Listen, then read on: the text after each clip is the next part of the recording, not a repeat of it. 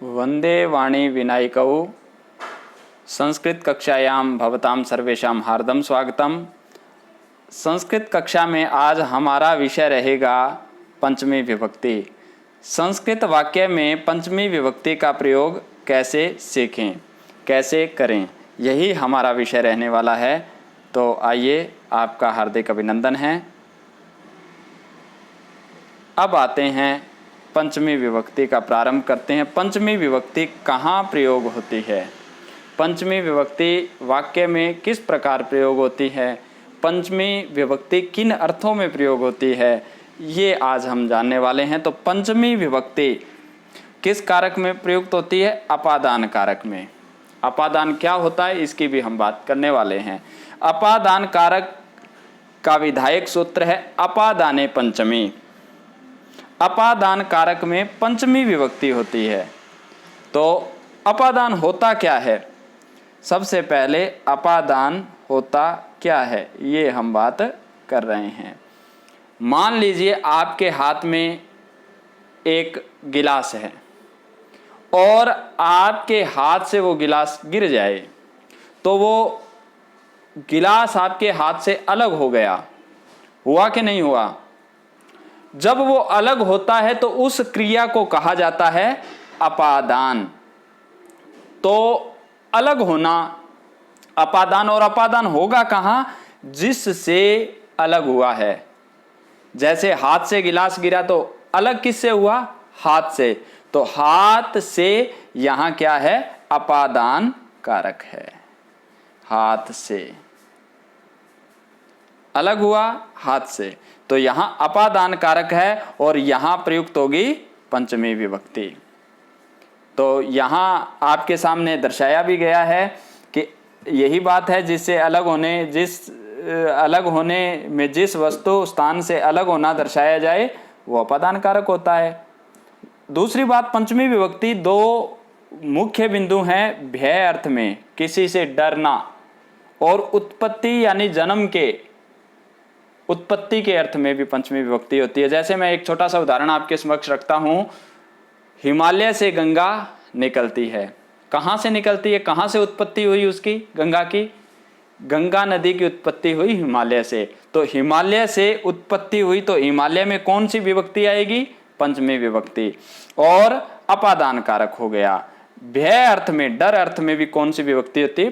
पंचमी। जैसे चोर से डरना, चोराद भयम।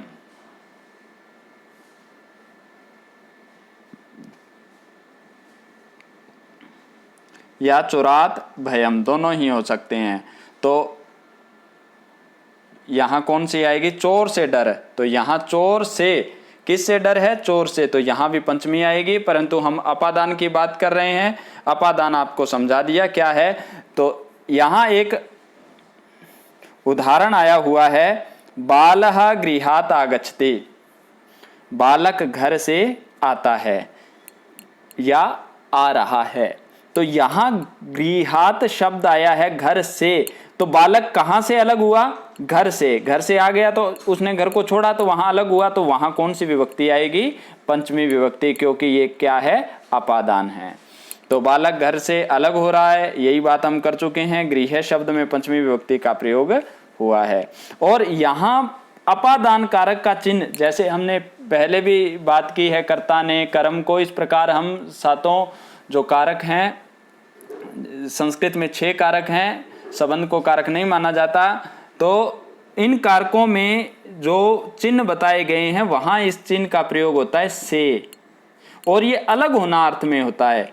जैसे एक छोटे से उदाहरण के साथ हमने समझना है। एक जो से शब्द आया था, वहां तृतीया भी हो रही थी और पंचमी भी होती है। से में होती कैसे है, आइए जानते हैं। अब एक शब्द आया है बालक। बालक हाथ से लिखता है। बालक, बालः हस्तेन लिखते। अब ये पूरा नहीं आ रहा, परंतु लिखते। बालक हाथ से लिखता है। साथ अर्थ में है या अलग? तो यहां क्या है? साथ। यानी बालक हाथ से लिख रहा है, या बालः कलमेन लिखते, बालक कलम से लिखता है। एक अब आ गया फलम हस्तात् पतति।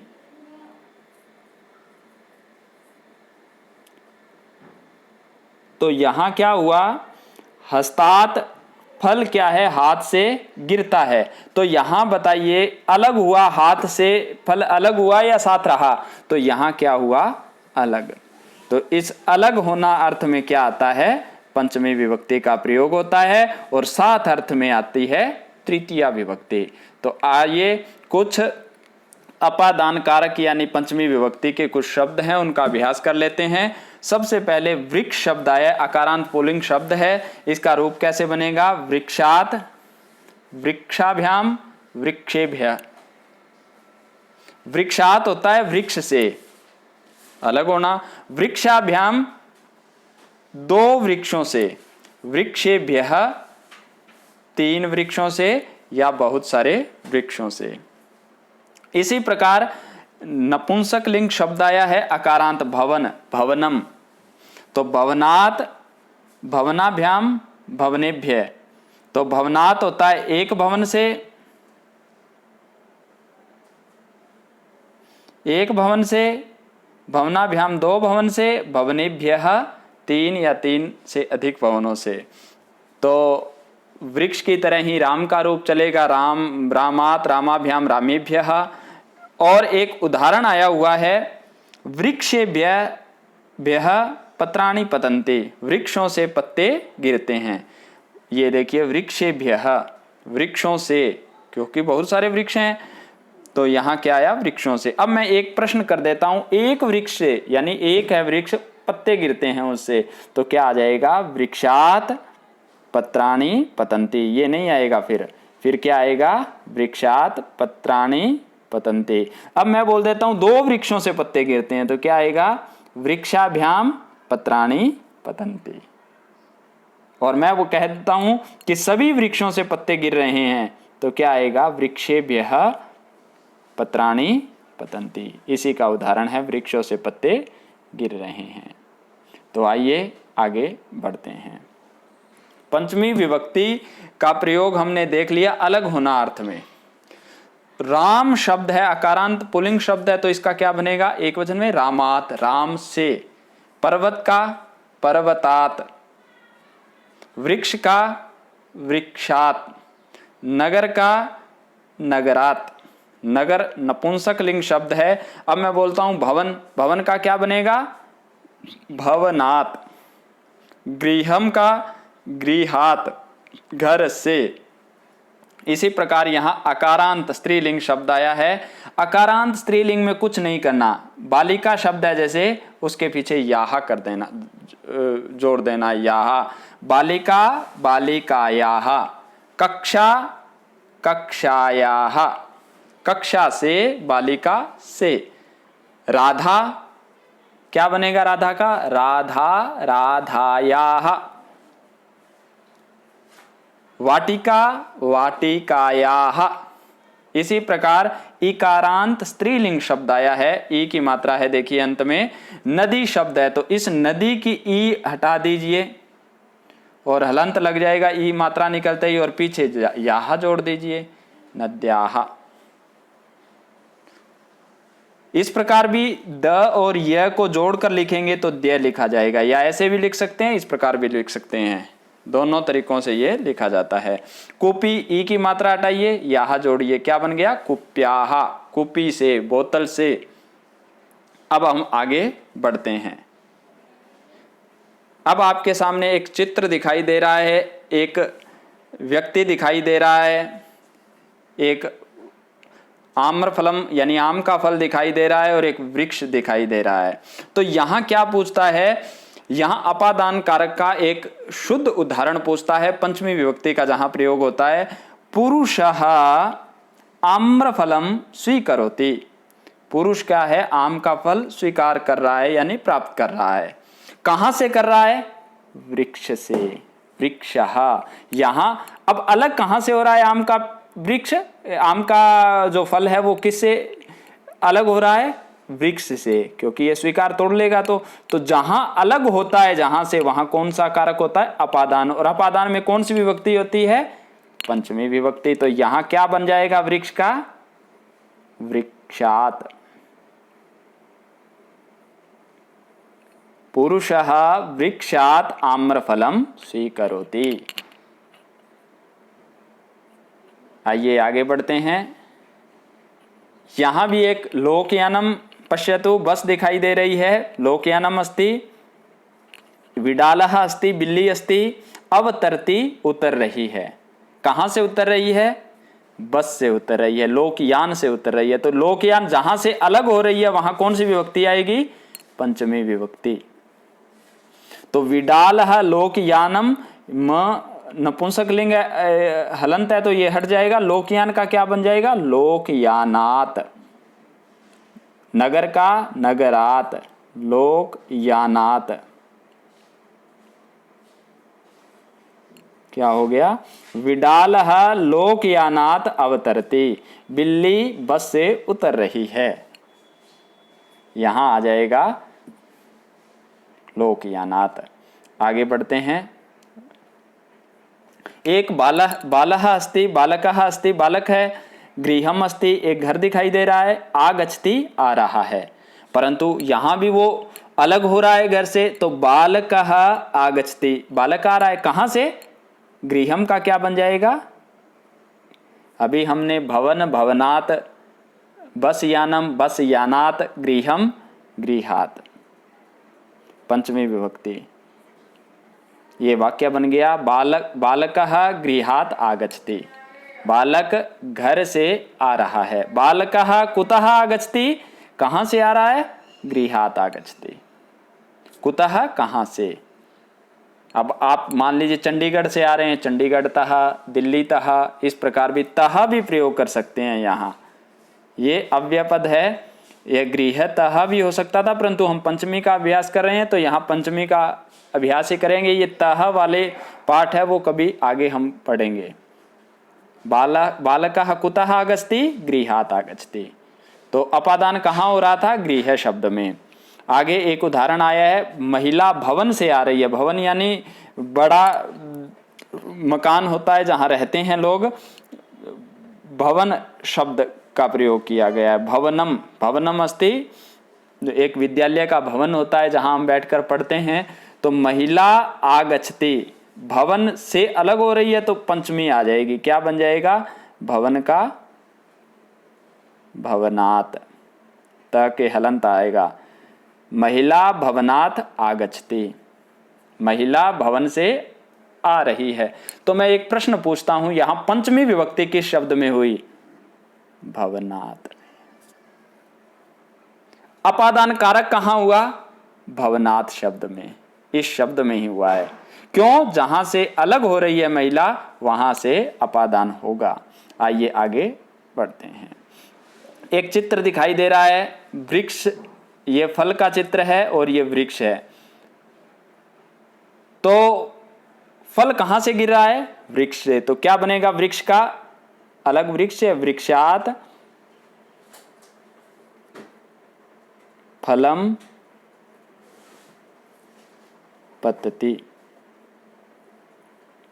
ये म अनुस्वार के रूप में आएगा। यहां देखो क्यों आएगा? क्योंकि आगे व्यंजन है। तो ये नत्व विधान अनुस्वार और म का प्रयोग कैसे करें वो वीडियो आप देख सकते हैं। वृक्षात फलम पतति, वृक्ष से फल गिर रहा है, वृक्ष से कर रहा है। तो अलग कहां से हो रहा है? वृक्ष से। तो यहां पंचमी आएगी क्योंकि अपादान हो रहा है वृक्ष से, क्योंकि यहां से अलग हो रहा है। तो इस प्रकार आप देख रहे होंगे। अब मैं आपसे ये प्रश्न पूछ रहा हूं, पंचमी विभक्ति कहां हुई? तो आप बताओगे वृक्ष शब्द में। क्यों हुई? क्योंकि यहां अपादान क्रिया हो रही है, अपादान हो रहा है यहां। तो आगे बढ़ते हैं। जलपातम, जलपातम जल गिरना, उसको क्या, उस अवस्था को क्या बोलते हैं? जलपातम। पर्वत है और पर्वत से क्या हो रहा है? जलपात। पर्वत अलग कहां से हो रहा है? जलपात। जल कहां से अलग हो रहा है? पर्वत से। तो क्या आ जाएगा? पर्वतात जलपातम भवति।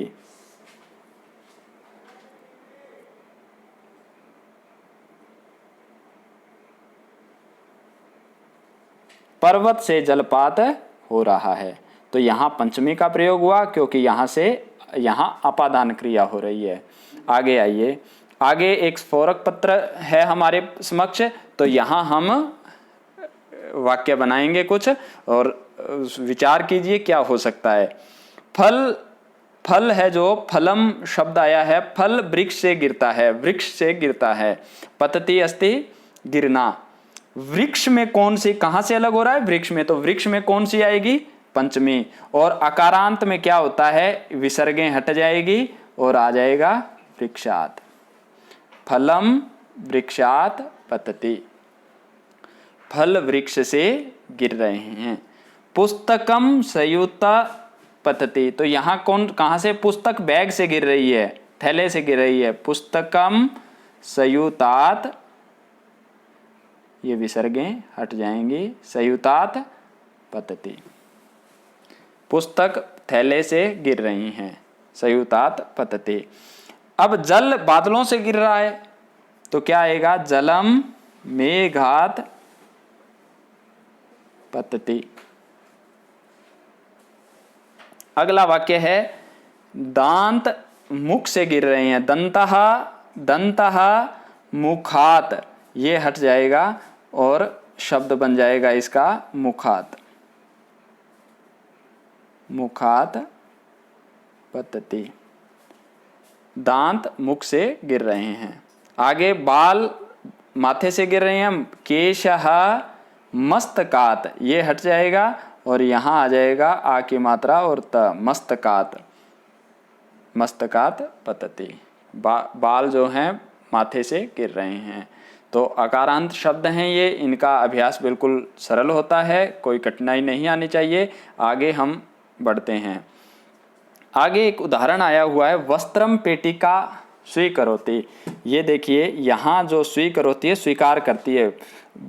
कपड़े जो हैं, पेटिका यानी जहाँ कपड़े रखते हैं वो पेटी बनी होती है, वहाँ से वो स्वीकार कर रही है। तो पेटिका है, अकारांत के पीछे हमने पंचमी में क्या लगाया था, याहा। वस्त्रम पेटिकायाः स्वीकरोति, कपड़े पेटी से स्वीकार कर रही है या प्राप्त कर रही है। पुष्पम, पुष्प हमें कहाँ मिलता है, वाटिका में, उद्यान में। तो यहाँ क्या आएगा, वाटिका का वाटिकायाः, अकारांत शब्द है तो यहाँ, पुष्पम वाटिकायाः स्वीकरोति, फूल जो हैं वो वाटिका से स्वीकार कर रही हैं। द्रोणी अस्ति बाल्टी, और जलम, जल बाल्टी से स्वीकार कर रही है। तो क्या आएगा, जलम, द्रोणी का क्या होगा, ई हट जाएगी, तो क्या बन जाएगा, द्रो आदान याहा, जलम द्रोण्याः स्वीकरोति। यांत्रिकः पूरी आगच्छति, यहाँ आया है यांत्रिक, यानी यांत्रिक होता है, मैकेनिक होता है जो यंत्र ठीक करता है। तो यांत्रिक क्या है, जगन्नाथपुरी, यानी उड़ीसा का एक बहुत विख्यात प्रसिद्ध नगर का नाम है पुरी। तो यांत्रिकः पूरी आगच्छति, तो यहाँ क्या होगा, पूरी का बन जाएगा र आधा जाकर पुरियाः आगच्छति। यांत्रिक क्या है, पूरी से आ रहे हैं। जो षष्ठी कक्षा के विद्यार्थी हैं उनको केवल और केवल यही अभ्यास करना है, इनको करने की आवश्यकता नहीं है। जो नवमी, दसवीं, अष्टमी कक्षा के विद्यार्थी हैं उनके लिए ये अनिवार्य है। आगे, विद्वान काशी से आ रहा है, यानी काशी से अलग हुआ विद्वान, तो ई हटाकर क्या हो जाएगा, ये हटा दीजिए और याह लगा दीजिए।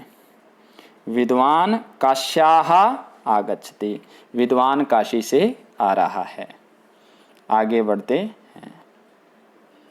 यहाँ कुछ अकारांत पुल्लिंग शब्द है, उसके अभ्यास है। रामात, राम से, रामाभ्याम, दो रामों से, रामेभ्यः, तीन या तीन से अधिक रामों से।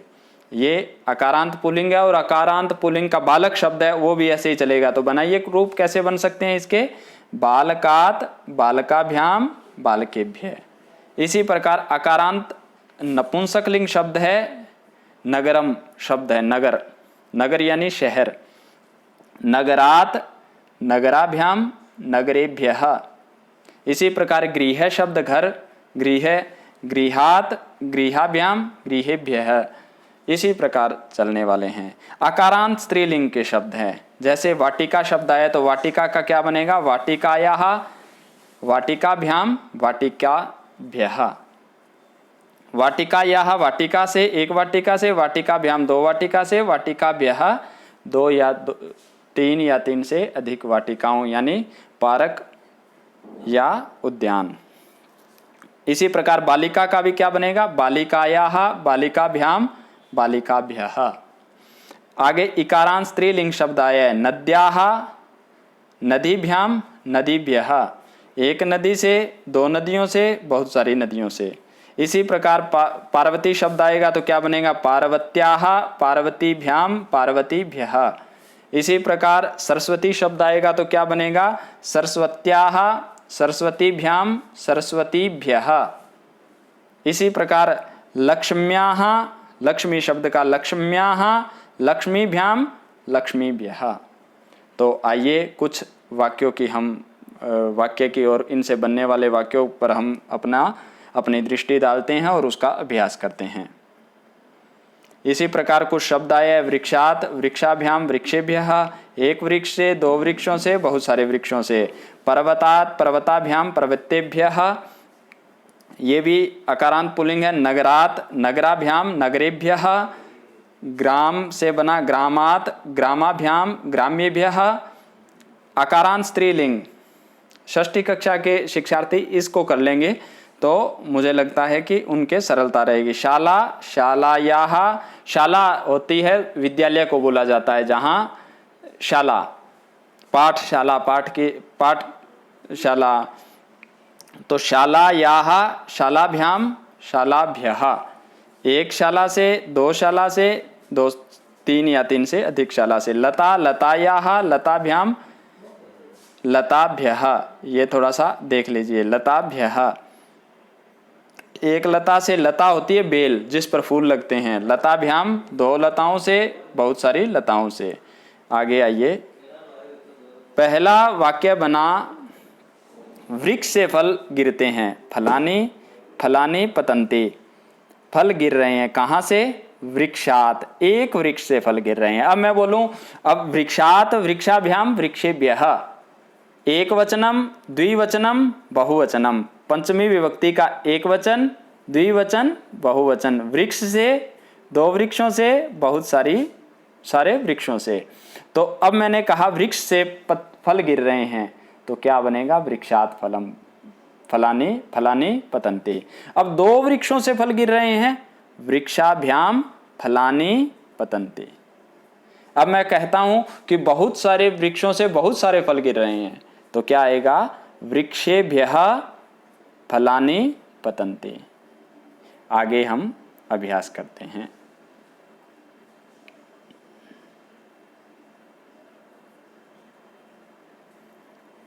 अब मैंने कहा वाटिका बहि मार्गः अस्ति। मैंने कहा एक पार्क, एक उद्यान, वाटिका के बाहर एक रास्ता है, रास्ते को कहते हैं हम मार्गः।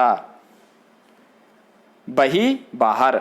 मैंने कहा वाटिका से बाहर। बहि अर्थ में कौन सी विभक्ति आती है, पंचमी विभक्ति, बाहर अर्थ में।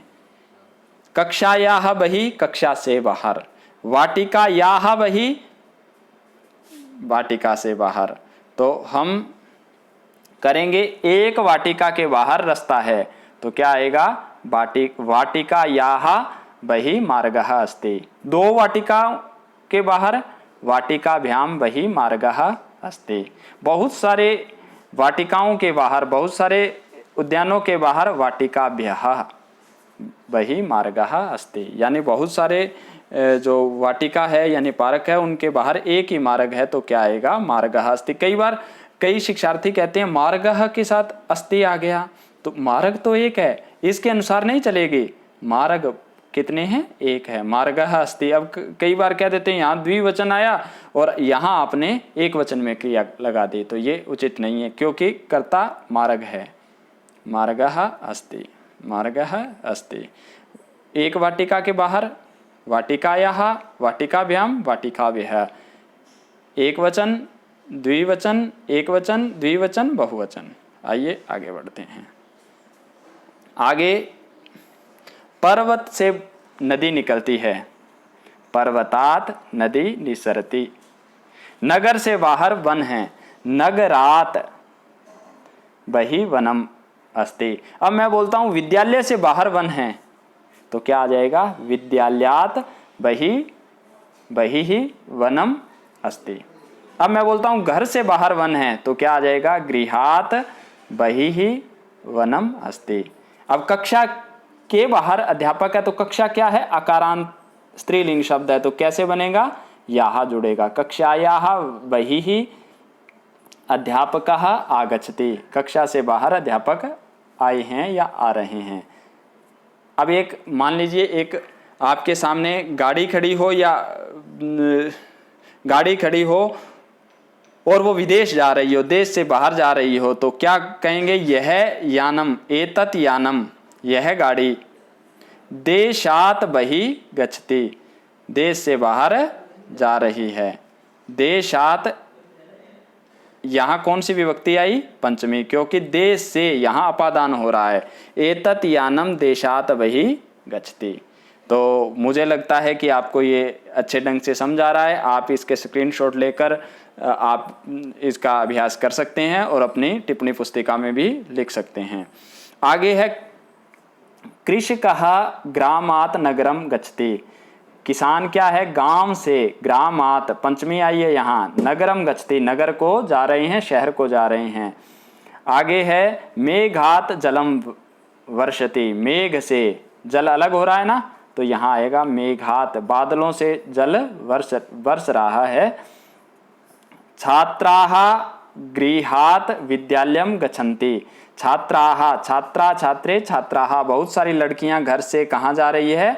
विद्यालय को।